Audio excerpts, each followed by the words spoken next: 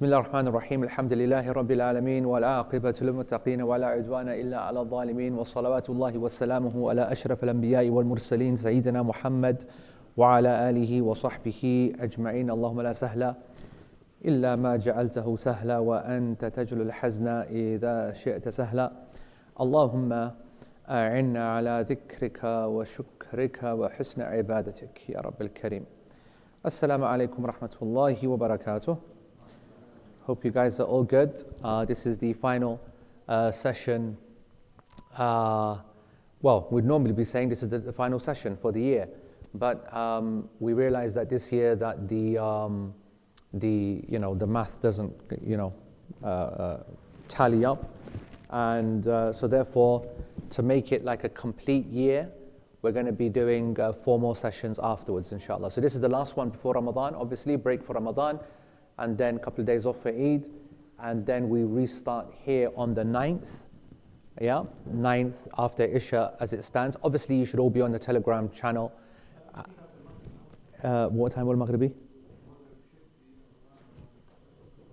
Either way, the point is that you need to be on the channel to see the updated times, because I will be away for 2 of those lessons and they'll be done on the road, and so you'll be watching those online, and the timings of those could be a little bit different. We might be able to keep it consistent, but one of them is a Toronto time zone, Eastern Standard Time, and the other one is actually but the same GMT. So then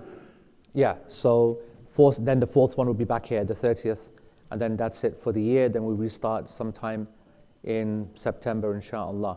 So Telegram channel, obviously very important. That's the first thing. What else do we have in terms of announcements? I think that's about it, really. I think. Yeah, it'll be after. So it'll be between Maghrib and Isha. Yeah, those sessions will be between Maghrib and Isha. So what's happening? I want to understand. Okay, let's start with Mazita. Mazita, I think, so today, it all went a bit, after a couple of weeks of quietness, where I showed the world the level of rockness that I am, because there are levels of rockness. Walayat, he said to me today, earlier on today, he goes that I don't attend except once in 20 years, and what a lesson to choose. What a guy, right? So we start off with, a box which is beautiful, it brings hope and joy, until you realize that it's actually a box of cooking as opposed to what it says on the label. So here's the thing, so on the top it says all butter, and that's the kind of phrase I want to read. I want to read butter, I want to read high calories, I want to read heart attack, yeah? Then I was told it was from Mazita. Now, you see, the girls dropped you in there, look, see that, it wasn't even me. Now, obviously, those who are in the know, Manoma Mazita is a health freak. She's on this health tip. So she's probably taken every single atom of butter out of whatever's in here, right? Unless my best is being done, it actually is an original. No, I think it is cooking, isn't it? Oh, is that actual real chocolate? Don't tell me it's no vegan bakwas or something like that. It's actual real. Oh, that's the world's biggest fudge brownie, man. There we go, guys. It is. Okay, no, we're very happy actually that we weren't let down today and given Ginger a vegan haldi cookies or something like that. So we've got the brownies. All right. So that's exhibit number 1, mashallah. But because I'm a rock, I'm under control, so that will be distributed afterwards. Yes, no uncles moaning at us, no elders moaning, groaning. Then we have Pfizer. It's from everybody. Okay, it's from everybody. All the girls, they have brought us. No, it's okay. You keep that right there. We will be coming for it in its right time. But we have a Nafis box of matai. What type of matai that it needed? Okay, so why we need all the spoons and things? To cut it into pieces. Okay, so there's a mixed selection of matai, barfi, laddu, this, that, whatever, whatnot. And we're all down for a bit of matai, barfi, and laddu as well. And then I see Shumaila. Oh, Shumaila, Anam. So how's this going to work? One for everyone, you wish. But this is nice, look at that. That's a lot of effort in it. Only the sisters can make that kind of effort, right? And it was just your, someone's getting married. And it's a little goodie bag to all the folks online. To all the folks online, I want to say that my apologies that we're having to go through this. It's actually like a walima pack, you know. These are the thing, aren't they? That's what people do these days, yeah? I'm not one of those guys who goes to that kind of bakwas, yeah? But I do see that they do these little bags and stuff. I just want to say that anyway, I'm not going to say that. Right, so there's Lindt and Cadbury's and chocolate and what do they call it? Sweet, sheet and yevo. And some, I think could even be ajwa, I think. It certainly looks like, oh, it is, yeah. And it's a very soft ajwa. So you'll be a lucky boy to get one of those. I'm going to have to work out a system. I'm going to have to work out a system because this is a meritocracy, right? And we can't just have Yani coming and I'll have a bag, right? Right? No, listen, this is, no. Lads have been here, man. Lads deserve theirs. Exactly. Oh, what? What do you want? Allah. You said you should have 2 bags. 2 bags. All right, but bro, I'm for the Amir. He's the Amir. You're going to get 2 bags, bro. I don't know what the deal is. But anyway, we've got these, everybody online. We apologize. And we will remember you as we are enjoying ourselves. We'll make dua for you as well. And we'll make dua for all of the folks. Allahumma barik lahum fima razaqtahum waghfir lahum warhamhum, say ameen. All right. So this is for Ramadan. Mazita, was this to get us fit for Ramadan? Or was it just happiness of the lessons are over? That you don't have to drive all the way from Altrincham? Is that what okay. And the mataya I want to say, Faiza, is just saying for any old reason. Why not? Why not? All right. So today, inshallah, we're going to cover some stuff. Some stuff. Yeah, why not cover some stuff? The Arabic that we will say today, you will not be surprised, same, what's it called? Same paragraph that we've been covering for the last 6 months, it seems. وأقل السنة بعد الجمعة ركعتان وأكثرها 6 ويسن أن يغتسل ويتقدم ويتنظف ويتطيب ويلبس أحسن ثيابه ويبكر إليها ماشيا ويدنو من الإمام ويقرأ سورة الكهف في يومها ويكثر الدعاء ويكثر الصلاة على النبي صلى الله عليه وسلم. That's where we finished last week. ولا يتخطى رقاب الناس إلا أن يكون إماما أو إلى فرجة وحرم أن يقيم غيره فيجلس مكانه إلا من قدم صاحبنه في موضع يحفظه له. I think that's what we'll cover today. So translates as one should not step over the people. This is what we're covering today. One should not step over the people unless one is the imam or there is a gap. It is impermissible to take the place of another person unless that person was someone who was saving a space for them. All right? So this is kind of, a topic that we can all relate to, actually. Stuff that we all see in Taraweeh, yeah, in Ramadan, and in Jum'ah, and in Eid, and everything. So, let's jump straight into it. Shaykhna Uthaymeen alayhi rahmatullah in Sharh al-Mumti', he says, وَلَا يَتَخَطَّى رِقَابَ النَّاسِ. He says that, to start off, that, and you do not step over the people. Yeah, one should not step over the people. And he just makes the point here in the first paragraph that this is a continuation, obviously, of the things, but it's not linked to that it's sunnah, right? Because the last time that the actual verb was used was sunnah. It is sunnah to recite Surah Al-Kahf and make dua and to this and to that. And to not step over the people is how you could continue to read it, because that's how it's translated. It continues. But this is not what we call waw al-ataf. This is not the waw, which is basically continuing that this is a sunnah to not do it. No. That's stopped now. The sunnah aspects are finished. And now we're starting a new paragraph. وَلَا يَتَخَطَّى, okay, رِقَابَ النَّاسِ. One should not. All right? It is like the Shaykh al-Uthaymeen, he says that it is the lam, the lam here is negating a lam, and it is a prohibiting lam. And it has different functions in the Arabic language. This is not a prohibiting lam, as in don't do that, right? La taf'al, as we say, right? This is the lam of negation, that one should not, okay? So one must not, one should not. So one should not step over the necks of people, which I've translated over. Riqab an-nas obviously means the necks, and we've translated it, one should not step over the people. Okay, so that's the first thing. Now, when you say it, one should not stop. We've spoken many times about the word should. Should is not a word, neither legally, neither in English, neither in Arabic, and it produces the problem. And this is what Shaykh here says.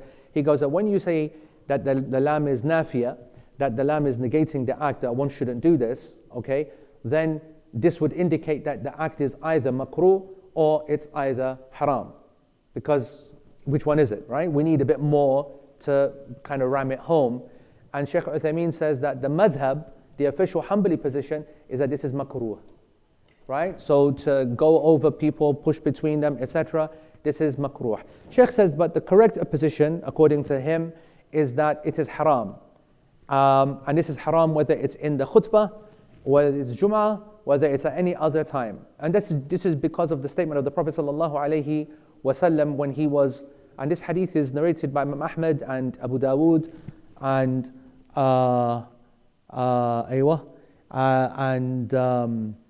and it's not very authentic. Yeah, it's a hadith Hasan.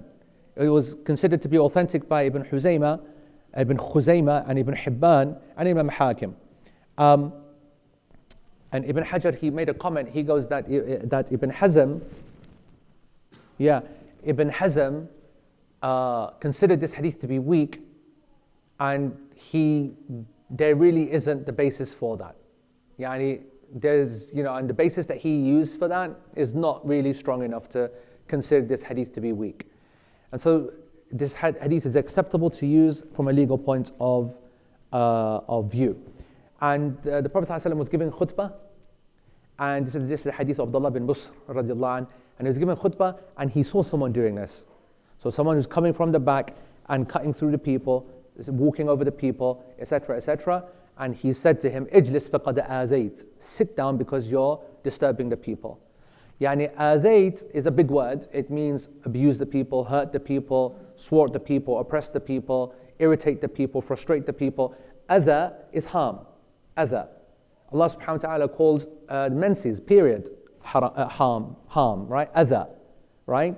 Adha is a huge spectrum of meaning, and the specific one that you choose would be based upon context, right? Because, obviously the tafsir of the ayah of hayd, how is it an adha? That goes into many different angles, right? Physical, psychological, etc., etc., etc. And adha, so many ahadith, the Prophet ﷺ has spoken about the adha, meaning someone who's reciting too loudly, for example, disturbing someone. Yeah. So it's good enough to say, to translate this hadith as sit down because you're disturbing people. That's good enough, all right, as a translation. So that's the first evidence. The Shaykh Uthaymeen says it is haram. The Prophet ﷺ said, sit down, you're disturbing the people. وَلَا سِيمَا إِذَا كَانَ ذَلِكَ أَثْنَاءَ الْخُطْبَةِ. He goes, especially if this is in the middle of the khutbah, this is disturbing the people, and it's also putting them off from listening to the khutbah, which is the second thing. And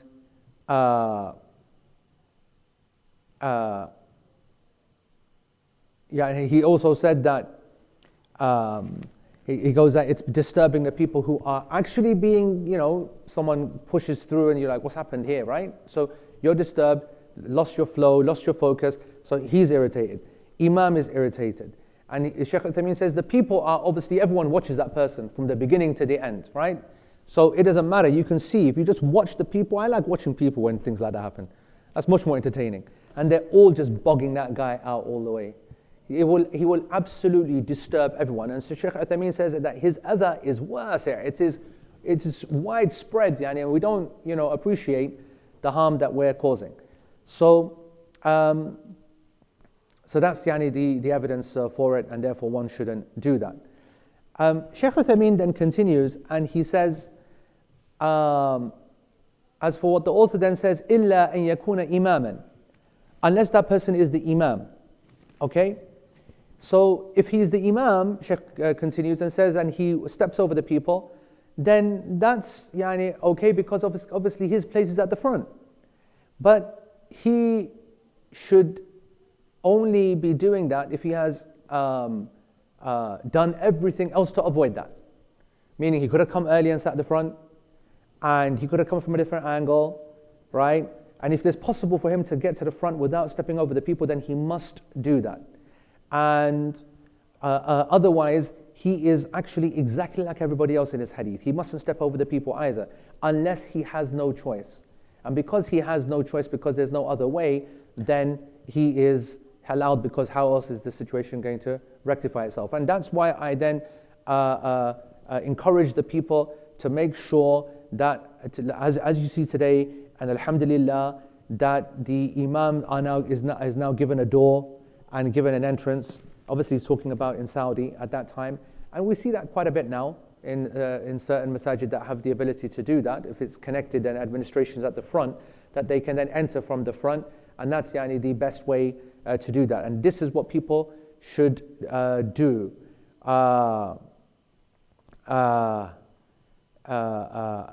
He goes, back in the day, this did not used to be the case, because the houses used to be so close together with the actual masajid. Because they're surrounded by houses, you don't have the luxury of being able to come from different angles. And he said that back in the day, almost always you'd have to come from the back and you'd come over the people. Anyway, he goes, the key thing here is that also there's a perception thing as well. If the imam walks over people, nobody cares.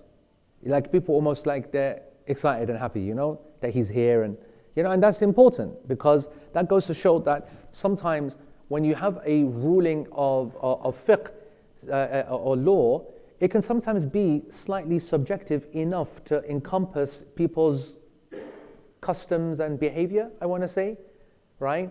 And that's why some of the scholars, they said, some of the madahib they mentioned, like in the Rawd al-Murbi', in the commentary to Zad al-Mustaqni', that the mu'adhin also gets this kind of pass, not from any text, but because the people kind of expect him to come late and go to the front. That's the mu'adhin, and there's a position of respect for the mu'adhin. And we spoke about that before, the mu'adhineen of the masajid, even though they're not great in their voice and their ahkam, whatever, but we respect them because they're the ones that are opening up in the cold, and they're the ones that are here when we're not. Yeah, so that's also nice, right? And you can also add to this other certain people that, and this is obviously an ongoing kind of discussion about other folks that kind of deserve it, quote unquote. But this is now gray area. And that's where you start to kind of feel that we've got to be careful. And I'll explain why as we carry on. So the Shaykh says that إِلَّا أَن يَكُونَ إِمَامًا أَوْ إِلَى فُرْجَةٍ. So one should not step over the people unless you are the imam or unless you are heading towards a gap. Now this is obviously, nobody steps over the necks of people to go to no gap, right? So this is the real statement now, what we're going to have to get through, and this is where the pages are going to come in. Because, and Shaykh Uthaymeen says, furja, a gap, i.e. a space which is wide enough in the front rows. So if there is a space like that, then it is okay to step over the people to get to it, according to the author, according to the Hanbali madhab. Shaykh says, Uthaymeen, he says, what if a person was to say, the hadith is general. The hadith did not make an exception. The hadith, the Prophet ﷺ said, sit down, you're disturbing people. He didn't say that unless there's a gap or there was, he didn't put a caveat in. It was a simple statement. It applies if there's a gap or not a gap, or intentional or unintentional. So what's going on, right?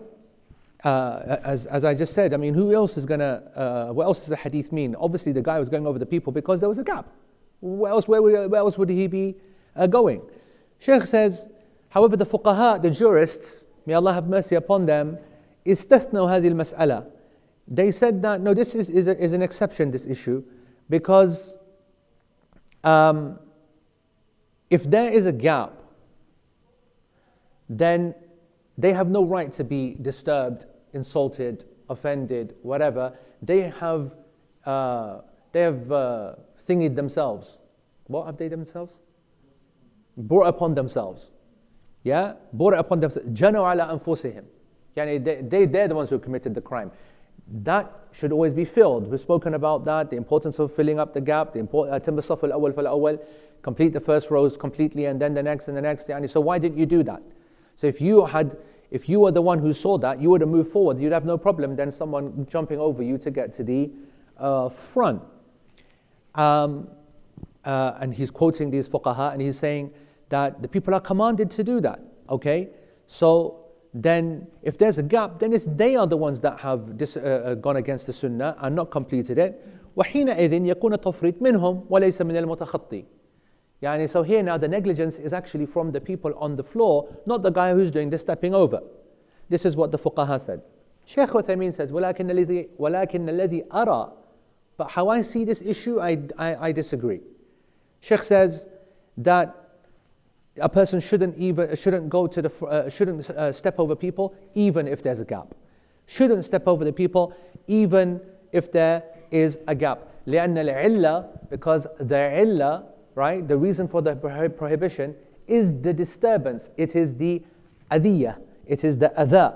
It is the disturbance. It's the harm. And that harm is there.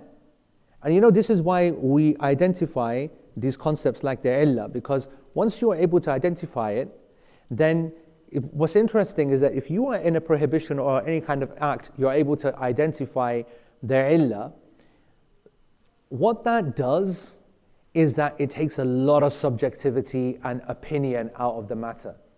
So a person can come and say whatever they want, but if I say, bro, do you agree what the illah is? Yes. Is there illah here? Yes. End of story. Right? It's actually similar to weed, right? There are a lot of people that try to argue the case of weed and different forms of cannabis, that this one doesn't, it's not illegal, it's medicinal, it's X, it's Y, it's legislated, it's got pain relieving properties. You start to give all the logic, and that's normal. We say, hold on, let's just stop and pause. What is the original prohibition when it comes to intoxicants? Intoxication. That's the illah. Is the illah mawjooda in this situation? Yes, it is. Then all of your logic goes in the bin and the item becomes impermissible, right? This is just an example of how it's used in fiqh. And Shaykh Uthaymeen is doing the same. He goes, hold on. Yeah, there might be a gap, but are you causing harm on your way to the gap? Yes, he is. Well then, end of story. The illah is there, it's continued through, we're not having it. وَكَوْنُهُمْ لَا يَتَقَدَّمُونَ إِلَيْهَا. He goes, and as for the people that you're saying that they're the ones to blame because they didn't go forward, he goes, well, actually, you don't even know why they didn't go forward. Like, are they really to blame? Because he goes, sometimes when they sit down, there is no gap. But then when people kind of move around a bit, then there becomes a gap, right? It happens like afterwards. And then you're kind of settled and comfortable, and then you don't want to like move forward. This kind of situation. So he goes, so this is not negligence. This is not tafrit. A person is different when they walk in and there's a gap and they don't sit in it, right? But no, they see no gap, they sat down, and now, after they move about a bit, then the gap. No, this is not negligence. Negligence is that there's a big gap and instead you avoid that and you sit here. That's negligence. That's going against the sunnah of complete the first rows first. So,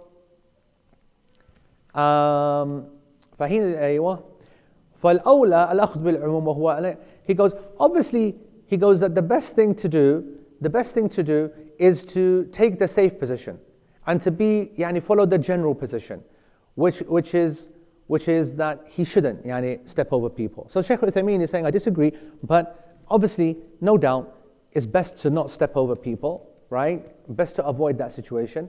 Best to come early and not be in that scenario. That's all best. And then here's the thing he says. He goes, lakin, if he sees a gap, and then he takhatta birifqin, and he cuts through the people gently, kindly and واستأذن ممن يتخطى إلى هذه الفرجة فأرجو أن لا يكون في ذلك بأس. He says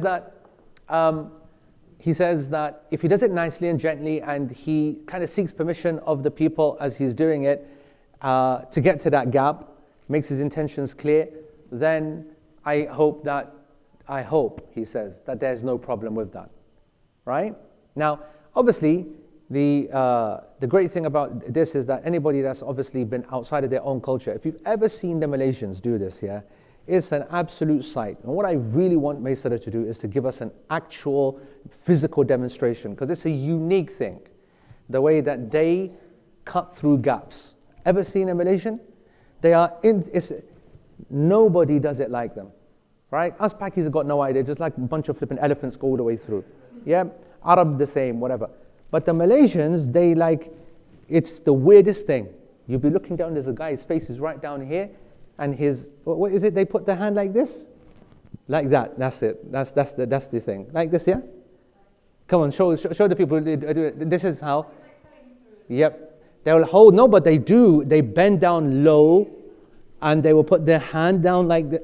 How's it, like this? Yes, yeah, they hold the wrist like this. And they go like this, they hold the wrist like that, and they go at every moment, at every time, and they don't pass until you see the hand almost. So when you see the hand, and you look, and then you see this guy who's like bending right down, really humble, whatever, and you think, man, you go, Yara. You go, Yara. It's amazing, actually, how you see them, and it's unique to them. There's no other nation on the planet. Indonesians do that, do they? It's like that region then. But I think it's the Malays that kind of kicked it off. So it's very, very well known from those folks. And you'll see, the crazy thing is that you see it not in going to the gap. Actually, you see it on them coming out of the masajid, right? Because, especially like when we were at uni, I remember back in the day, they used to do that in Ambrose when I first came across Malaysians in my life first time. And then obviously if you're in the Haram or in whatever, and obviously the amount of times I've been to Malaysia, you see exactly the same thing. It's part of their culture never to just say, you know what, this gap is big enough, I won't disturb people, I've got big long legs, I can go over these people, they won't even notice. Which, by the way, a lot of people do. And they can maybe clear it. It's not like, we're not talking that the disturbance has to be a physical one where you touch the other person, but when a big size 12 just gets put plunk right there, you're like, Ras, yeah? What's happening there? So that's the harm, right? It's the disturbing. But like I said, when you got someone who's just there waiting, they're so patient, by the way. It's not like they bulldoze their way through. So I have to say I'm very sympathetic to that position, right? I think that a person that goes towards a gap and doing it for the right reason in a very, very respectful manner, but to that level of respect, then I'm okay with it. Otherwise, you all know that I'm very harsh just against the concept. I believe that nobody deserves a place in the masjid if they're not there at the front first, and that they shouldn't make that kind of effort at all. You deserve to be outside, you deserve to be in a marquee, you deserve to be in the thing. I can't believe they've put it up already. Just warning all the folks, yeah, I know what's to come. Oh my God, it's going to be a madness this year, man. It's just a stress. Just actually walking past the marquee, my blood pressure started to increase. Oh my God. It's a proper jamboree. Anyway, yeah, go on. Two questions. The way that you explained it just now, the Malaysian style. Yeah. Is it not more disturbing because you're basically... Nah, man. Get out of here. What a hater Qamar is. Qamar is saying, isn't that more disturbing? This guy and he's just coming along. You could just be like just chilling and allow people to go past, but now you have to sort of formally say, yeah, go ahead.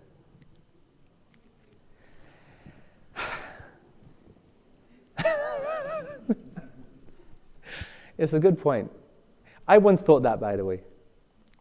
I once thought that, so you know how it works in Haram, right? In the Haram, the idea is that we'll do it afterwards, yeah? Do it afterwards. Honestly, Zafar, you're so greedy, aren't you? Qasam, couldn't you wait, Zafar? Did you not eat dinner tonight?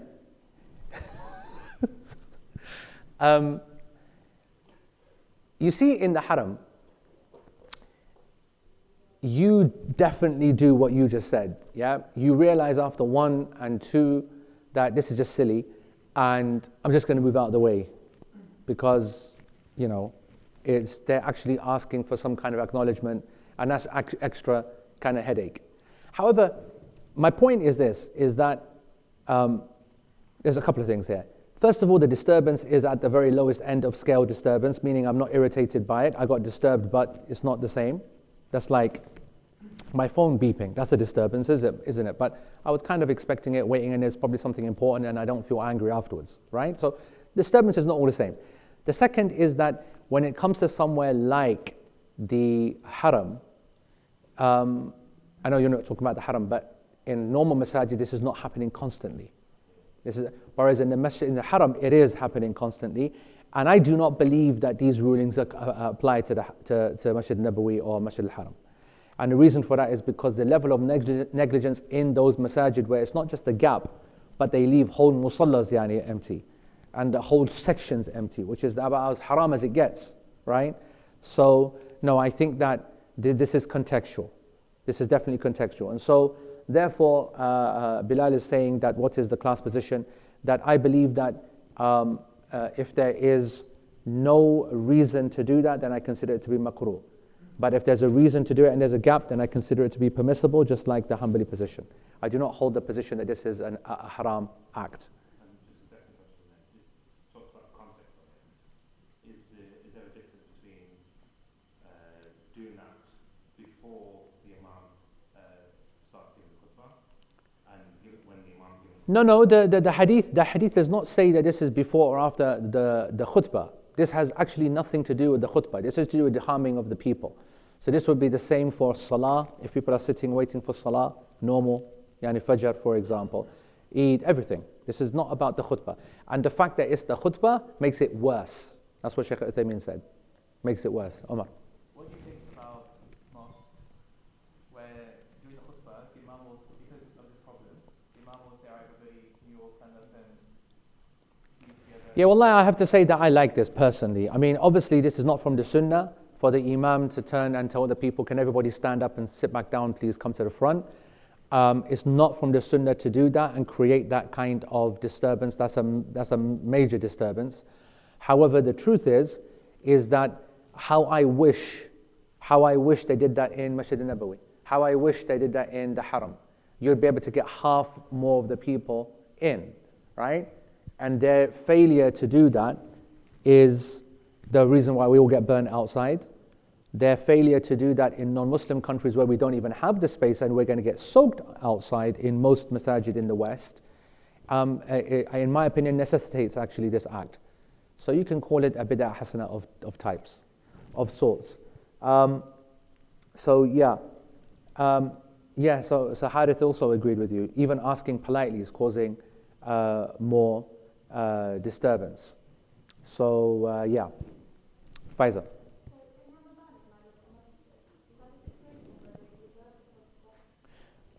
So let's do that right now then. Let's do that now. Okay, so we'll come back to questions. Anyone's question who didn't get answered, bring it back afterwards. وَحَرُمَ أَن يُقِيمَ غَيْرَهُ فَيَجْلِسَ مَكَانَ. And the Hanabila say, Imam al-Hajjawi said, and it is impermissible to make somebody else, how did I translate this? It is impermissible to take the place of another person. Literally, I mean, I've translated that by meaning. Linguistically, it is impermissible to make someone else stand up and you sit in his place. Right? That's actually what it says, to make someone else stand up from his place and you take his place. And I just said it is impermissible to take the place of another person, because that's what the intended meaning is. Shaykh Uthaymeen says something interesting. He goes, the part that it says at the end, and that you take his place, right? Or that he takes his place. He goes, this is actually what would happen most of the time. But I just want to make it clear that it is impermissible just to make him get up from his place and you not sit in his place. I mean, I don't know what kind of behavior that is. You get up and then you sit somewhere else. but he's saying that's haram as well. I just want to make it clear that that's haram as well. But also what's haram is to sit in his place as well. What's the evidences for this? He says, number one is the statement of the Prophet ﷺ, where he said, "Man sabaqa ila ma lam yasbiq ilay muslimun fahuwa ahaqqu bih." That whoever goes forward to, whoever takes something that another Muslim has not got there to, has already got there.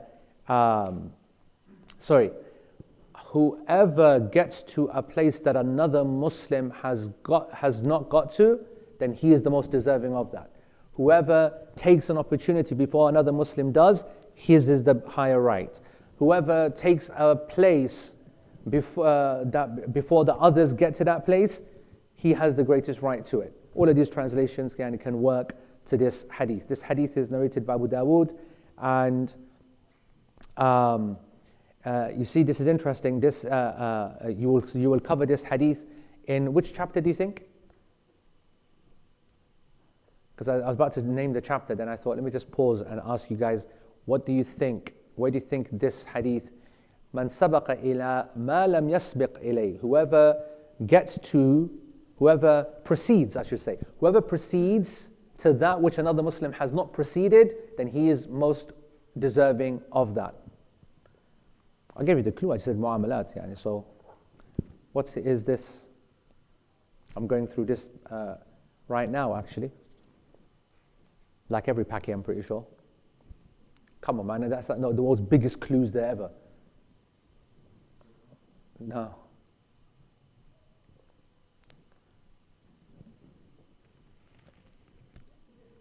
No. What's the got to do with any? No, bro. Like I said, packy behavior. I said that I'm going through it myself. I said that I did say village. I did say village, didn't I? Oh, I didn't. Right. I said back. In the pain. I'm going through this right now. Look at the words. Whoever gets to something before others get to, then he is land. Of course. This is land. This is what happens, right? In the Muslim communities, it's all about take over the desert, take over the empty land, take over the whatever. Who's put here? Put the land marker down, put the post down. That whole area, you'd be shocked the size of this area in the fiqh of Islam, because we are farmers and simple people. We are not like, the professionals, right? This deen comes from the land and land ownership and land, agriculture and whatever. And so just to give you an example, this is obviously referring to, expanding out of the village and going out into the desert and whatever. Desert, who owns a desert? Nobody owns a desert. So whoever goes there and puts the money in to put markers in and puts a wall in and then starts to, treat that land, khalas, that person got there first. Now, whether it has value or not, we might find out later. Let's say in 20 years' time, the city has got to that, guys, quids in. Nobody else can come and say, well, no, I got there first and I put my marker out. That's when you start to see all of the hadith, the one who moves the marker post, and the one who does this. These are serious kaba'ir, heavy crimes, the one who takes a bit of land, etc. Well, obviously, why is this interesting? Because obviously, back in the day, this was in the context of desert and the like. And then in our last 50 years, it's then, and agricultural land and grass and fields and whatnot. And then in the last 50 years, I want to say it's moved to mountains, right? And like I said, I've got a family situation going on right now in our village where people started to claim the mountain. A mountain which when it was being, this is the crazy thing. SubhanAllah, crazy thing, amazing thing, beautiful thing, ajib thing. You can choose whatever phrase you want to use. I can tell you that my grandparents, or my grandfather I should say, and his father, when they were fighting for that mountain, which is like miles up mountain, and craggy kind of, rocky kind of, you know what I mean, yeah, mountain, that this is our khandans and this is our tribes and whatnot. They won, they got there first, they stood, they send a person there, he carries a gun, and he waits there and he sleeps there, and that's the norm of the situation until they put the markers up, and then they get it written down somewhere. If you can register it, great. If not, then it's registered locally, unofficially, informally. So now when I went just recently, and I'm like, you lot flipping pagal, you lot. And that stupid thingy, this, that, whatever. My cousin goes, come with me. After Fajr. So we walk in this direction, missions, I've got my chappal on, dying, blah, blah, blah. Like a proper kebab, falling, this, that. Until I get to this, whatever. And then what do I see? I see a full house carved into that mountain. Then I looked on the other side and I see like a road that's been made to join the other kind of side road. He goes, what do you think? He goes, that people are just fighting over rocks. People can build on this. This is very solid foundation. All you got to do is to flatten that area, but then you don't need to dig deep for foundations, which is, if you, like we are used to in this country, obviously. I made a hole which is just the size of the area that I'm sitting. A hole the size of what I'm sitting. 20 tons of dirt I got rid of from that hole. 20 tons. You can't imagine what 20 tons looks like. It's a massive mound from a little hole, and only to create some kind of level of drainage. But the point is that I could see the foundations. It was digging down. We could see on the side the foundations of the house. And it's got to go down that deep because the ground is so rubbish. It's all clay, it's all soft, it's all this, that. So we're into that mindset. Actually, when people live in mountains and rocky areas, they're saved thousands of pounds. You just got to flatten things and you build on that. It's the most solid of foundations possible. Here's the point. I see the house. I see my eyes like that. Then he goes, your dad's area is this area here. I go, right. And how much is that then? He goes like 40 grand, 50 grand. I said, Ras. Damn right we fight for those mountains. Now, the ajib thing is this. That was done that many times right now. You saw in the last 20, 30 years, the fighting over Antarctica and Greenland and this and that, and Trump now doing what he wants to do. But that's basic stuff. There's obviously billions and billions and trillions there. But what about space? And the way that people are making qabza of actual space. And no one would have thought any kind of value to that until now we're seeing that the minerals that are floating around in all those meteorites and all the whatever are worth trillions, right? And the hadith applies. Whoever gets to a thing before the others, then he is ahaqqu bih. This is a statement that came from back then, and it's going to continue all the way. It's interesting. And a lot of people are like, why is Fulan taking over Mars and this, that? These are not stupid people, bro. These people are years ahead of us. Why wouldn't you take over Mars? Why wouldn't you be planning on Venus? Why wouldn't you be going for the planets? Why is our thinking so limited? We were a people once that looked at a mountain and said that why the hell would we want to care about a mountain? Or the oceans. The oceans, people buying up significant parts of the oceans, going to court against the authorities, international waters as they call them, who owns this, who owns that. Our mind at the moment is restricted to defense and military reasons, about holding kind of land. It goes far deeper than just military purposes. The financial benefits are whatever. Anyway, so this hadith is narrated by Abu Dawood in the chapter of land gazumping or whatever it is. Yeah? Anyway, that's the first evidence. The second evidence, hadith narrated in Bukhari, the hadith of Abdullah ibn Umar, where Abdullah ibn Umar said that the Prophet ﷺ prohibited a man from getting his brother up and sitting in his place. The Prophet ﷺ, that's Bukhari and Muslim. All right, so there's a direct, clear hadith that a person is prohibited from telling أن يقيم الرجل أخاه فيجلس مكانه لا يقيم الرجل أخاه, that a man is not allowed to make his brother stand up, all right, and take his place. So Sheikh says that in the first hadith, okay, we now know, we learn about the right of that person to be there. In the second hadith, we learn about the prohibition of making that person get up. So from two angles, the situation is what it is. The third reason and the third evidence is that this is an act which will cause enmity and problem and fighting and the like. And this is, of course, the exact opposite against the objective of the Jama'ah. This is happening in the Jama'ah. The Jama'ah is trying to bring people together, the hearts together, to unify the people. What you're doing is in the Jama'ah actually causing the most obvious splitting and whatever. And you're going to cause hatred in the hearts and all the rest of it. So this is his point. There was something else that I wanted to say. You know, some of the scholars said that this is something which is allowed, and I'm going to just touch on it, but I'm going to speak about it a bit more in a minute. Some of the scholars said that this is allowed for a child. Okay? And I say, I spoke about this in detail in Protect This House, when we spoke about the importance of children being in the masajid and in salah with their parents and being in the front rows. And actually, in the Protect This House binder, there's also a part that Ibn Taymiyyah wrote, and I translated the whole thing. And it's a very interesting point. So I just want to mention this right now because in the Hanbali commentaries to this point, they did say that even if there's a slave, and even if it's an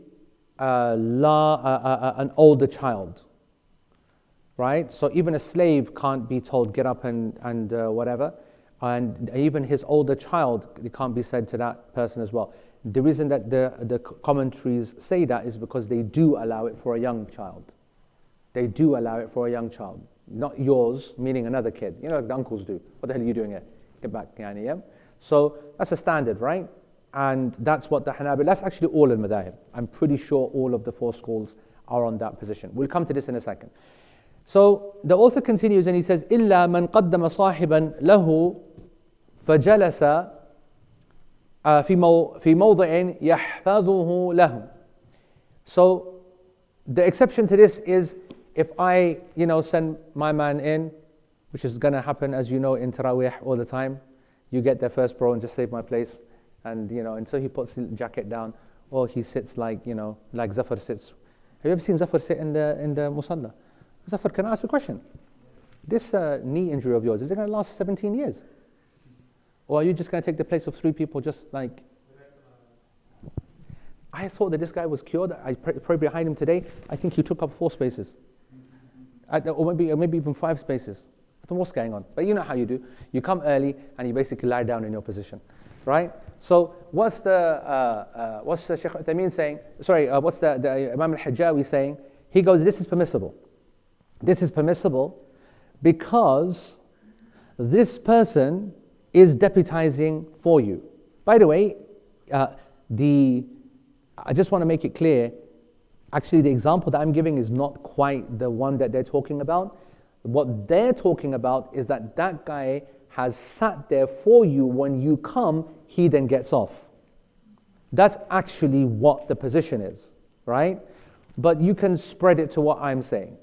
Because very rare would you see that kind of scenario, that he's got there all that time, and then, he goes, Ajuji, ha. And then, he goes, right? So,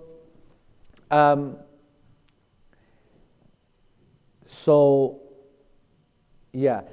And the Shaykh says, obviously, there's a person who's busy, normally would get there, he makes a call, and he goes, I'm going to come, and then when he comes, normally he doesn't, but then he comes, the guy gets up and he sits down. Shaykh Uthaymeen says that according to our Hanbali author, his indication that this act is permissible. It is permissible to do this. And because he's acting on his behalf. He's not causing any distress or whatever. He's the one who sent him.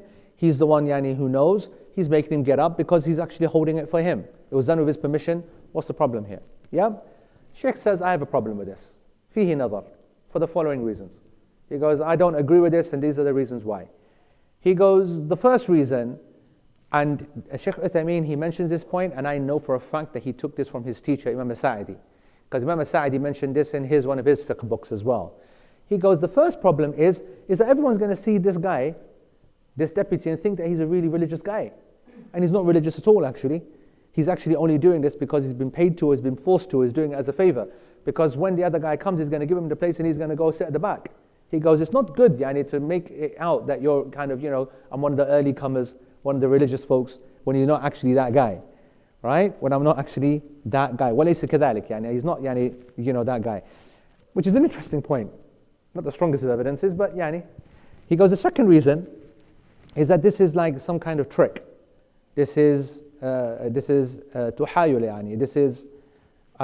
This is an unacceptable way of bagsying a place, a prime spot, for someone who doesn't deserve it, for someone who didn't get there in time to deserve it.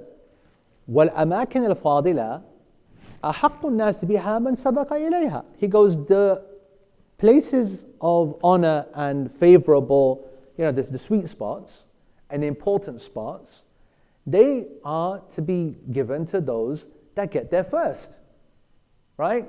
They're not to be given to anybody else. And وظاهر كلام المؤلف أنه يحرم أن يقيم غيره ولو كان صغيرا والمذهب okay. Now, so that's what Shaykh Uthaymeen says. He goes that, this is not right.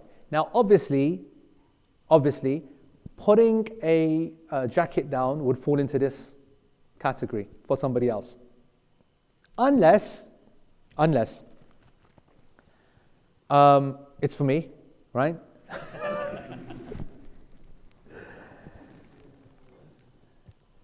Who was the main guy doing this recent times? It's Abu Dhar, isn't it? Yeah. Abu Dhar's not here, Miskeen is ill. But he's been our hero the last couple of years. He's always holding me down, getting a place for me. But Shazad, tight guy, doesn't look after anybody. And I'm pretty sure that I'm the one who looks after you. I'm making space for you, definitely. I've been coming early these days. I don't think this is good, right? Haram and the like, I think that there needs to be context. So for example, if the masjid is kind of quiet, meaning that the person is not going to come right at the end, so that's my point, meaning that the context needs to be there.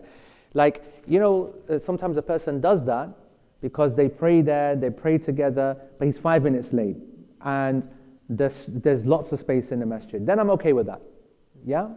If that makes sense. But if it's like this guy doesn't come until literally at the very end, and when he does come, he will have to go over all the people, and that's unacceptable, khalis, from every angle. So I do believe that that's the kind of context that you're working with. If it's an empty masjid, half an empty masjid, and it's just about mates and the front parts, this is where they normally are, but they're a little bit late, then I think that there's some space for that. But otherwise, then what Shaykh Uthaymeen says and so on, I think completely stands. Here's now the interesting point. Shaykh Uthaymeen says that according to our author, if we maintain consistency in his statement, he is indicating that this act is impermissible across the board. However, when you look deeper, we find that they allow it for a child. He goes that for a child, they're saying it's not a problem to get the child, get up and go to the back. And he says, this is the madhab, and this is the madhab, and I said it's the position, I think, of all four schools. Sheikh says, but the correct position is that it is not permissible to make another child stand up from his position at the front for the following reasons. Firstly, because of the generality of the hadith that a person does not make his brother stand up. All right? And the word, akha, brother, is not specified in terms of age or anything, is to be taken in a very general sense. Secondly, this hadith that we said narrated by Bukhari. Secondly, the hadith that we said narrated by Abu Dawood. Whoever gets to that first before somebody else, the Muslim does before, then he is most deserving of it. And this child has got to it first, and you are not allowed to remove his haqq or oppress him or make him get up. End of story. The evidence for the madhab, what did they claim? They said that the Prophet ﷺ said what we spoke about last week. لِيَلَنِ مِنْكُمْ أُولُو الْأَحْلَامِ وَالنُّهَى. Let the people of Ahlam and Nuha, the people of high status, intelligence, quality of deen, power, be close to me. Yeah, we covered this hadith last week or the week before, right? And we spoke about that they're the big guys, they're the ones that are making big decisions, they're the ones who are stepping forward in case there's a problem, they're the one who lead in the prayer, they're the one who checking the imam, they're the ones who are leaders of the Muslims, etc., etc., etc. Visibility important, closeness important, this kind of situation. He said, the Madahib say, and the Hanabila said, that this hadith indicates that this is not a place for kids. Not a place for kids. Shaykh Uthaymeen says something really nice. He goes, this is an evidence not being used in its right place. He goes, there's no basis for the use of this evidence here. What is this evidence being quoted here for? The Prophet ﷺ said, let the people of Ahlam wa Nuha, let the intelligent good people, the big people, the masters of the people, let them be close to me. He didn't say, let there be no one close to me except the people of Ahlam wa Nuha. He didn't say, لا يلني منكم إلا أولو الأحلام والنهى. Let not anyone come close to me except that they're that person. That's a different thing that you guys are reading into it. The hadith said, let those people go. If they're not there first, if they're not in the situation, then they're not there. They didn't get there. They don't have the right to move people, whatever. The hadith of let the people, like this quality of people be there, is actually meant to be a hath, a motivation for those folks to make sure that they come and so on, etc., etc. So, lakin, yeah. So that's our first response to their evidence. It's an unacceptable evidence. Secondly, he goes, this is a big mafsada. This is haram. He goes, mafsada yani what? Harm, yeah. This is a big harm. This will have big effects, negative effects, this kind of approach. Because he's going to then say, what the hell is this? Yani he's going to start to hate the masjid. He's going to start to hate the situation. He's not going to like what people are doing to him. These people are bullies. Blah, blah, blah, blah, blah, blah. And now, mashallah, the situation is now, the situation is calm now. In the last few years, 5 years, 10 years, I think now it's okay, right? When we used to, Kareem, I remember Kareem's kid, my kids, then Shaz's kids, and whatever. When we used to bring them when they were young, 6 and 7, to the prayers, in those days, kids didn't really used to come, right? Or there wasn't really that generation to have their kids, right? Come. And we would have our kids in the front, and we would insist that they remain there, right? Even sometimes when we're not there. When I mean not there, meaning not standing with them, right? So for example, I'll give you an example in my house. In my house, the system was always that we meet at, let's say, 5:05. We meet at 5:05 in the front room. And then we go to the car to get there for the jama'ah 4:45. Sunnah is to read sunnah at home, right? So sunnah is to read the sunnah at home. So sometimes what would happen is that the kids, obviously, they're waking up at different times, blah, blah, blah.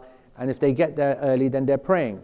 Now, if I'm the one who's late and I don't have the time to pray, then they've already prayed, they go straight to the front, and I'm going right to the back to pray my sunnah.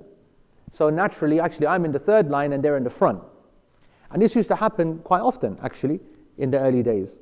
And as I said, at that time, they were the first kind of kids. Then it was Kareem's kids, and then Shaz and whatever. And as I said, it started to grow, and the people started to get used to it. And it's now quite an understood thing. And I think it's very, very important. Now, Sheikh says that obviously, the obvious example that he gave, they need to be honored, they need to be respected, and whatever. And Sheikh Abdul Ghaffar, this guy's a legend anyway, for how many reasons. But you see, I'll tell you what's interesting. Remember what he used to do back in the day, Kareem? At Fajr time, he would call each one out. So imagine Fajr's finished, right? So Fajr is done, everyone's making their dhikr, and he would individually call a kid. He goes, you come here. And the kid would come to the front, he'd sit him down right there in front of everybody. What's your name? This, that, whatever. Then he'd obviously he'd know the name, but he's saying it for the sake of the people. And he'd give them a sweet, give them an X, give them a Y. And I remember that he did that with virtually every of the later kids, right? Maybe even with Isa, I think, maybe even possible. No, it couldn't have been because actually he wasn't there. So no, this happened after Isa. And the reason I want to make this point is that I don't think I know of any kid that didn't get that treatment. However, now it doesn't happen because there's just too many bloody kids. There's too many bloody kids. And that's a real world example of it was very doable because in our time, though they were the only kids. There was only 2 kids. There was only 4 kids. For like 5-6 years. Now, mashallah, you see quite a few kids. You know what I'm saying? So that's an interesting side point as well. So it is important that they don't develop any hatred in the heart towards that. And then the obvious point, Shaykh Uthaymeen mentions, the obvious point, he goes on, so what do you want to do then?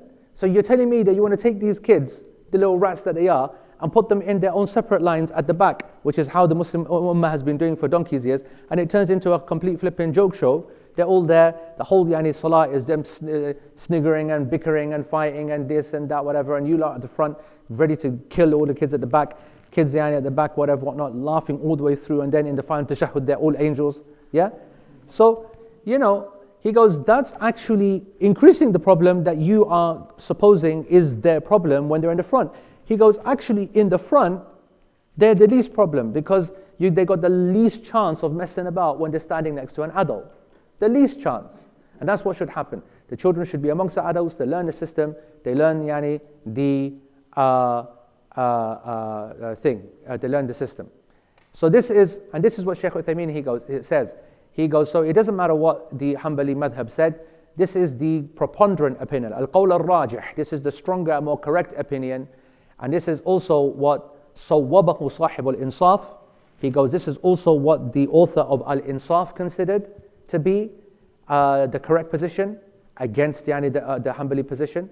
وَمَالَ إِلَيْهِ صَاحِبُ الْفُرُوعِ, and this is what the author of al-Furu' he also kind of leaned towards.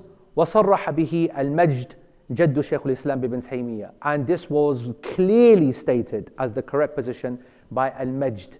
Al-Majd, when we say this word al-Majd, then this is the grandfather of Shaykh al-Islam ibn Taymiyyah. All three of these people are major imams in this deen, right? And they are the main imams of the Hanbali madhab. So when you look at, for example, al-Insaf, the Sahib al-Insaf, Insaf is written by a scholar called al-Mardawi. Al-Mardawi, rahimullah, I want to say that 9th kind of century, something like that. No, sorry, about 9th century. And he was a qadi, he was a judge, and he's from the mutaakhirin, meaning that he's from the later imams of the Hanbali school. When you think about like Ibn Qudama al-Maqdisi, who is the big imam of the Hanbali school. After Imam Ahmad ibn Hanbal, it's Ibn Qudama. Ibn Qudama, everybody knows, the author of Al-Mughni. But Al-Mughni is the huge encyclopedia. His most important works actually are the smaller ones, where he puts the Hanbali school into context, into small kind of version. His book is called Al-Muqni'. And that book, Al-Muqni', which is like the primer in Hanbali fiqh, is what everybody else has basically built their madhabs upon. So Al-Insaf, for example, is a commentary, essentially a wider version of that by Al-Mardawi. And then after Mardawi, you have Imam Al-Hajjawi. Imam Al-Hajjawi, he's the one who wrote Zad al-Mustaqni'. And that Zad al-Mustaqni', because Al-Muqni', what does Muqni' mean? The Muqni' means the sufficer. Al-Muqni', that which suffices. Zad al-Mustaqni' is his version of, a little bit extra on Al-Muqni'. So Zad al-Mustaqni' meaning the sufficient provision, the provision for the one seeking sufficiency. The one who was a Muqni' student, well, he's a Mustaqni' because he's trying to seek sufficiency. So here's your provision, that's Zad al-Mustaqni'. And we are studying Ash-Sharh al-Mumti', which is a commentary to Zad al-Mustaqni'. And then we're also using Ar-Rawd al-Murbi', which is by Imam al-Bahuti, another big imam, also a commentary of Zad al-Mustaqni'. So all of these imams and whatever, they all trickle back to Ibn Qudama al-Maqdisi's book Al-Muqni' in the 6th, 7th century or whatever. So that's what Insaf is.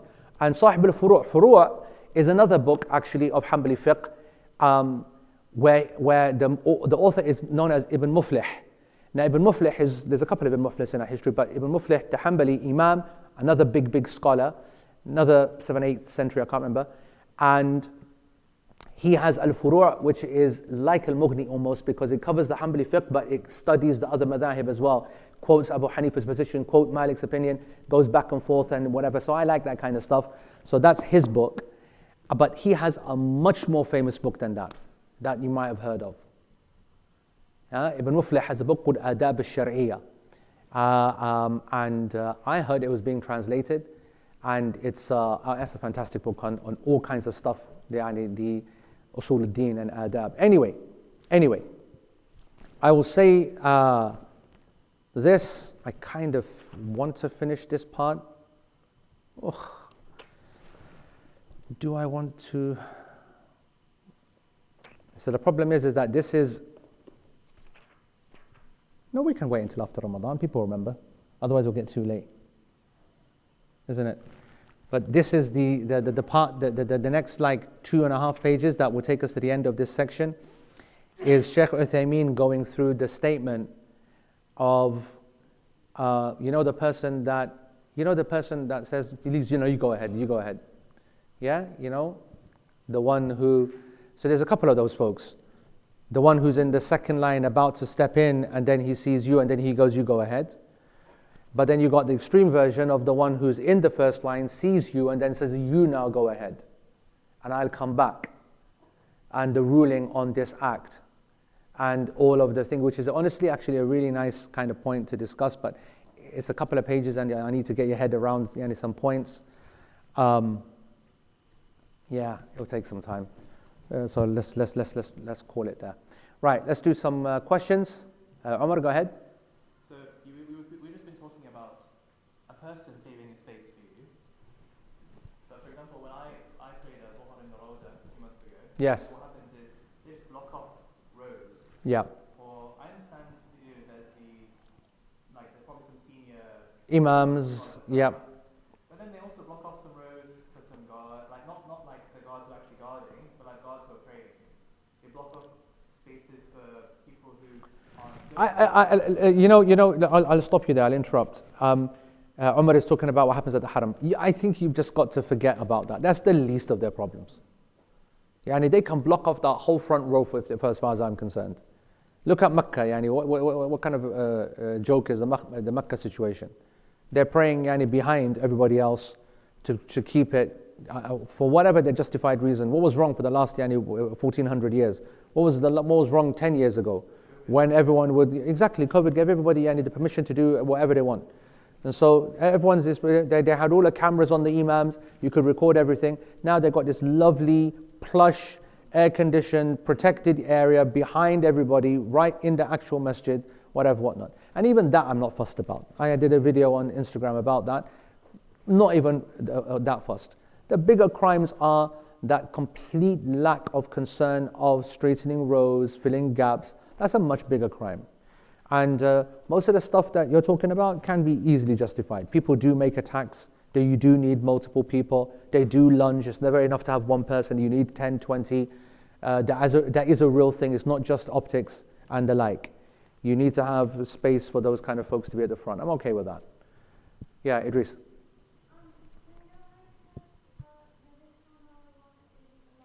The what's not allowed? No, loud now. I can't hear. Medicinal marijuana. Where's my kid then? Where are we? Ras. If I find out that you've taken a couple of cheeky puffs, yeah?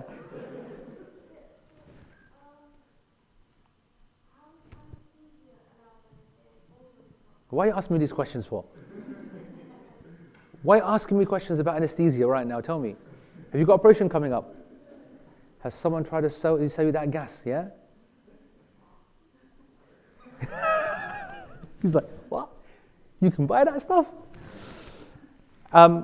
Idris is asking, how can anesthesia be allowed if intoxication is the problem? Obviously, anesthesia, that's not the difficult question. The more difficult question, anesthesia, you're not intoxicated, you're out. Yeah, and that's for a temporary period for medicinal purpose, not the same as the intoxication of a drug. The bigger problem is how I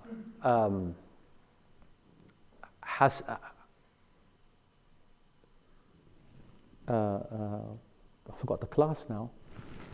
Those LSD-esque hallucinogenic type of antidepressants and antipsychotic drugs, that's a far, far more difficult area. Actual medication which is being given for psychotic conditions, which have very strong, I want to say, not intoxicated, but more hallucinogenic properties that kind of, space you out, like significantly. Like even what's it called? What would we take all the time? Like about 1,000 milligrams a day. Benzodiazepines. Yeah, I guess benzodiazepines is the obvious one. The one they banned in Saudi. The one I take Lyrica, pregabalin. So Pregabalin was something that I was on for ages, stupid doses, right? Stupid doses. I had very bad sciatica, slip disc, blah, blah, blah, and that kind of nerve pain, nothing would touch it except huge doses of this drug. A drug which, if they catch you in Saudi with it, you're going to prison because it's sold on, and here I think as well, in the UK. It's a controlled drug, but I mean it's sold on the, people take it on the streets. So you can imagine, people on the streets are buying because it makes them high. Now I can tell you that I was on like 1,000 milligrams or 3,000, I can't remember the doses I was taking. Yeah, but silly doses. And I was absolutely buzzing all the time. Like, what's happening here? Yeah, seriously. It was like, but it was the only thing that was getting the back, thingy and whatever. So there's definitely a gray area, 100%, that there's a gray area of what do we define as intoxication. But anyway, we're never going to hate on the gas, doc, thingy. Let's not get into that because that's a bigger thing. What age do we differentiate between which kids are small enough to move to the back? Is it based on puberty or individual context? Young, loud, disturbing child to be moved, but a young, wise, disturbing child could remain.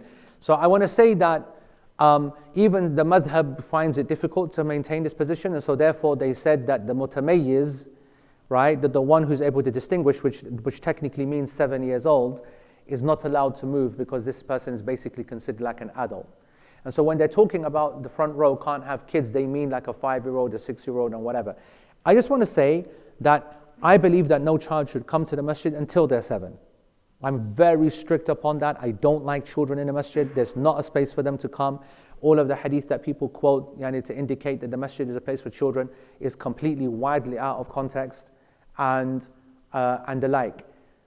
When it comes to 6, when it comes to 7, it's a different story. They have that level of maturity to be, disciplined, to stand with you. 4s and 5s, they don't have that ability at all. There's no such thing as I've got the one exception. We don't allow exceptions. You've got to have a general kind of policy. Bring them to the events, bring them to the Jum'ahs, bring them to the gatherings. But the obligatory prayers, it just turns into a thing. And we've spoken about this for so many times. But no, I don't think that we should be speaking about young kids, right? This, of course, not mean that it's haram for the kid to be there because sometimes a mum will have a kid going past, they need to pray, got to bring the kid in. This is the kind of hadith these are the context of the hadith that have been mentioned previously. Carry on. Who's next? Yes, Shumailia.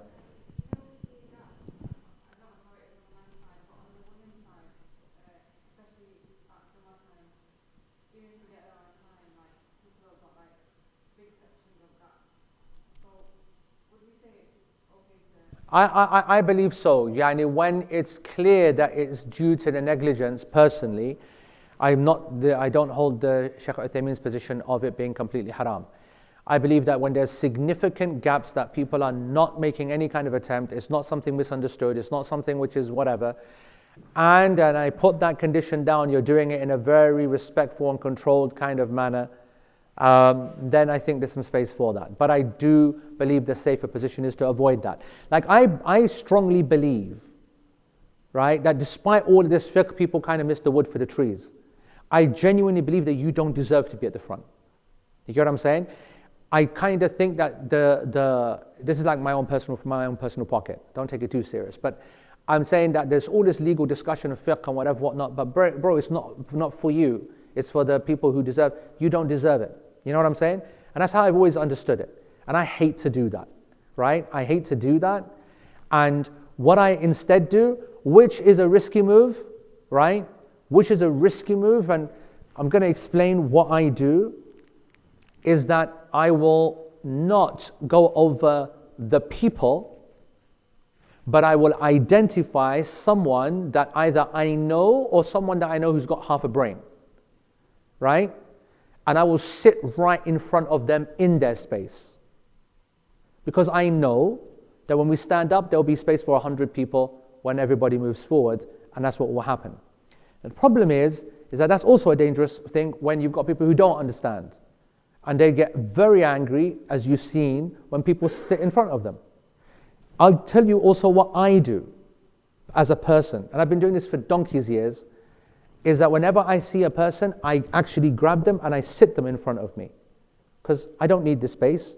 You can sit right here, and you don't need to worry. In a minute or so, when we stand up, you're going to find a place. Save you going through all these people, upsetting all these people. And I actively do that. And I would encourage everybody that hears this to do that. If you see a person, just grab them and say, please sit here. This will open up in a minute. Don't put it up on the person next to you. They don't want it. But you know you got no problem. You know for a fact that this person plus another 10 can just fit even in your own line, let alone how much space is going to open. But people are just, weird like that. They just get angry at everything. So, but whereas if I know a group of people, whatnot, then I'm saying everyone should sit in a space for 3 people, put 7 people sitting down. Because when it stands up. But again, you need to have an understanding for that. And you would do that at the back of the masjid to avoid people. You just want to reduce fitna. And the people who know should be more active in this than others. And yeah, Mariam's like saying, try telling this to the aunties. Listen, man, it's the same. Aunties, uncles, Even Sheikh Uthaymeen is going to backtrack in a minute, by the way. Well, next month. He's going to say that, listen, if you do see some benefit, right? And he goes down the Amir line, like the governor comes, and you know that there's going to be an actual benefit in you like stepping back, allowing them to go forward, right? Then it's okay for you to do that. He's going to defend the permissibility of that kind of act. He goes, because there are real achievable benefits from an act like that. Well then, once you've opened that door, then you know what it is? I can see that to keep an uncle happy that always prays there and I'm sitting there, whatnot. I might have today, first time this month, got to that position, but he's there 29 days out of 30 in this position. He got held up, because some plums, doing that reverse parking move, in the thingy that makes us all go crazy, right? And so it's not even his flipping fault. And he comes in and you're sitting there like a kebab, you know what I mean? So people have got to have a little bit of understanding, that what's happening. Huh? Yeah. Any other questions? Yeah.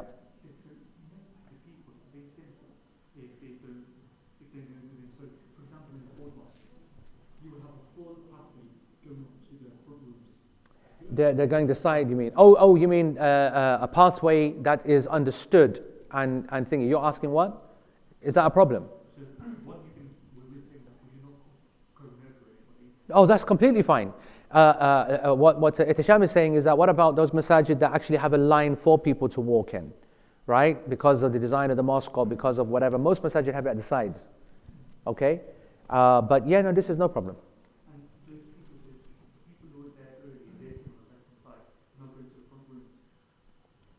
And that's a difficult question. The question is that what about those people who don't go to the front? Is that sinful? The reason that this is, I don't think that the answer is no, they're not sinful. The reason they're not sinful is because there is an argument to say what is the front row here. Because if the khatib is giving the khutbah here and the imam is leading over there, technically that's the front row. But technically it's more important to see the imam during the khutbah. You get what I'm saying? And both are not, as you know, contradictory, because often when you sit there to do the khutbah, then you have the opportunity to also go forward as well. That's the ideal scenario.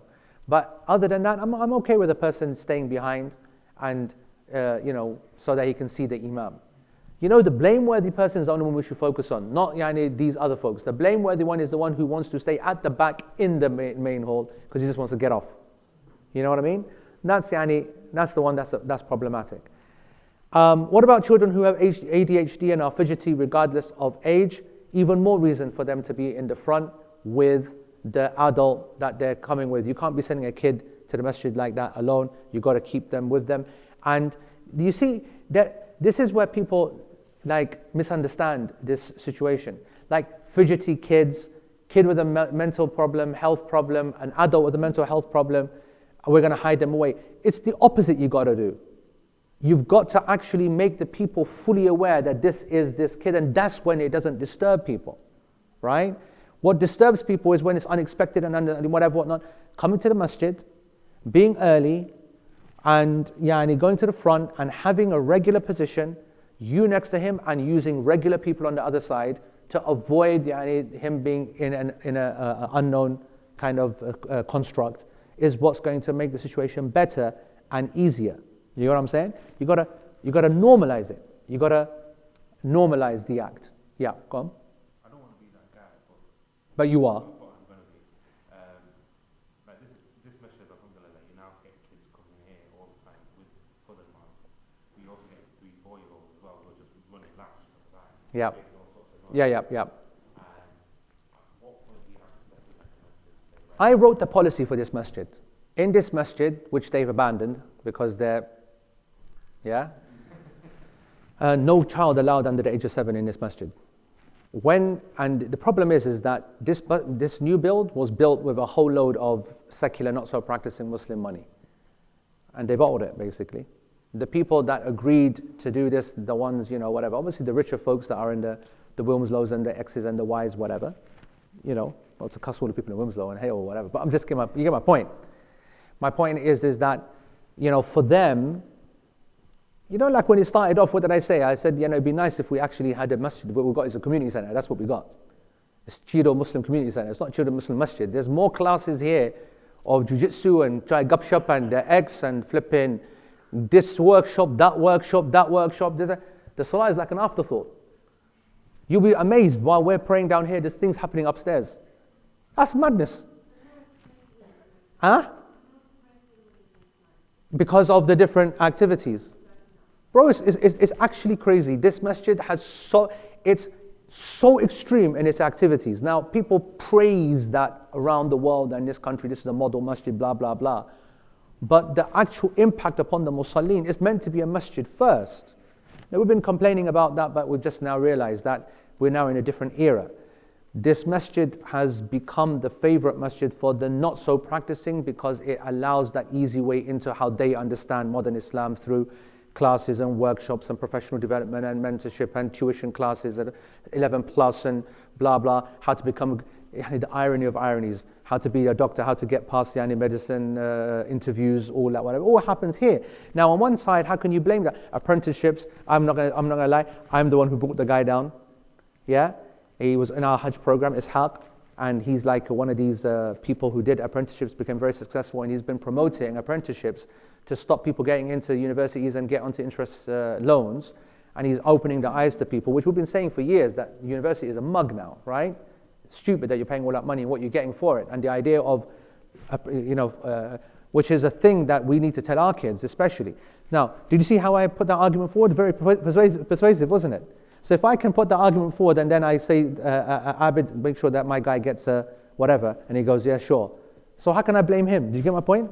Everyone's doing the same. The jiu-jitsu guys, they're some of my people I went to university with, right? One of the most successful passing medical interviews is, it's a business now, isn't it? A lot of people do that, training, whatever, whatnot. The biggest one, I believe, is run by one of my very close friends who I was at uni with, right? Highly practicing brother, right? And he now does something in the masjid for free kind of situation. So it's, double-edged sword. This masjid has become a thing which is celebrated for its other stuff, and it's gone crazy. And kids, so anyway, back to the policy. The policy is that no 7-year-olds allowed in this masjid at all in the obligatory prayer, at all, under 7. And then above 7, and there's a caveat for 6, elder 6, with their parents, and only stand with their parents and whatever. The exact position of Ibn Taymiyyah wrote out 20 years ago. No, because they won't do it. They won't do it. They can't get away with it. They can't get away with it anymore. As I said, this is a community center. It's lost its masjid.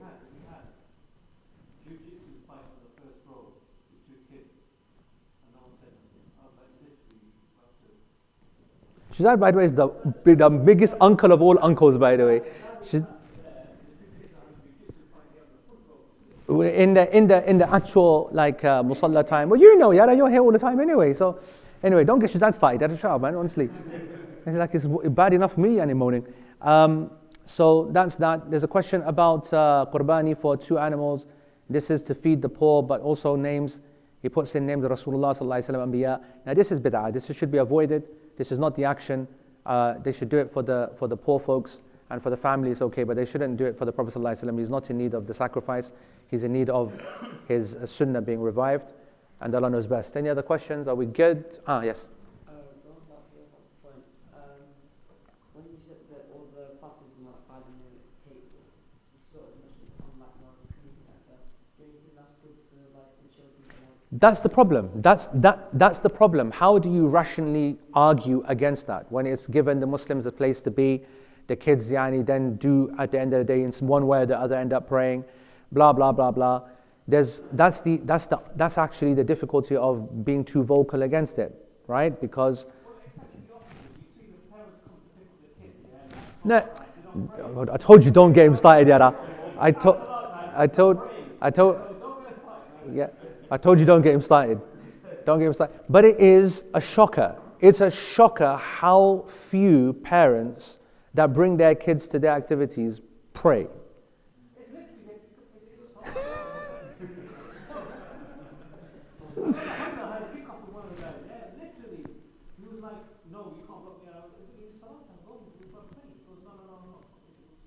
I gotta go. So I have seen, Huh? heard people, Ras. I have heard and seen people justifying this behavior by kids because they say, oh look, there's a hadith when Rasulullah was Yeah. in the sujood and blah blah blah. Yeah. Kids were messing around. Yeah. You'll get to it in Protect This House, bro. You're still in the early modules. We're not going to go over that again. I'm tired of that. All right. Barakallahu feekum. Jazakumullah khair. Inshallah, we ask Allah subhanahu wa ta'ala not only to get us to Friday night, Saturday, whatever it is, that Allah subhanahu wa ta'ala allows us even to taste it. You know, this is actually a serious point when we say, Allahumma balighna Ramadan. Right? Just being able to witness it, just for a minute, is more than what the people who have passed away in the last 12 months have been able to do. Just tasting it, I want you to imagine the one who has this massive goal to get to the top and of the mountain, and he gets there. And what else is he actually going to do up there? What, put his flag up, maybe take a picture, maybe whatever, whatnot. Everything is all about just getting there. You know what I'm saying? This is not like a diet, right? That you get there and that was the most important thing. And a diet is about maintaining it. It's not climbing the mountain, it's staying at the top, right? Everybody gets up there, then it's all about bloody, you know what I mean? But with Ramadan, it's actually, from a person who is on limited lifetime, just to touch Ramadan and that barakah, be into your life where you pass away and the gates of hell are closed. Bro, do you know what I mean? So, a couple of days left, we ask Allah subhanahu wa ta'ala to make us get there salimeen with the right intention to mine it properly. And we ask Allah subhanahu wa ta'ala to allow our hearts, which are going to be affected by the Quran, but for the hearts to become affected at a deeper level, where it's just not just recitation, but one that you internalize and actualize in your life. We ask Allah subhanahu wa ta'ala to allow the natural increase in the acts of worship to become more than habits, but things that we look forward to and don't just need it to be having the motivational wrapper of Ramadan. And we ask Allah subhanahu wa ta'ala to forgive our sins in this month of Ramadan. And we ask Allah subhanahu wa ta'ala to give us good news of our brothers and sisters around the world this Ramadan. And we ask Allah subhanahu wa ta'ala to allow us to be victorious in all aspects of our life, in this life and the next. Allahumma Ameen. Jazakumullah khair, wafaqakumullah. May Allah accept it from every single one of you, all of the effort you put in sitting here and listening and thinking and revising at home, the folks who make all this dua and all these adhkar during and after, and all the benefits that he spread, and all of the transcription team, the referencing team, the note-taking team, the tech team, Mesa with Dad, all the people putting the strings in the groups, whatever. It's a massive, massive effort. All of the donors, how many people paid towards LP? An incredible amount of people. Small amounts, £5 a month, £10 a month, paying costs, the cost like a couple of grand a month, all the server costs, this cost, that cost, and all covered by very generous people. So our dua for them as well. All those people who bring us happiness, by being positive in classes, spreading love with gifts and food and everything.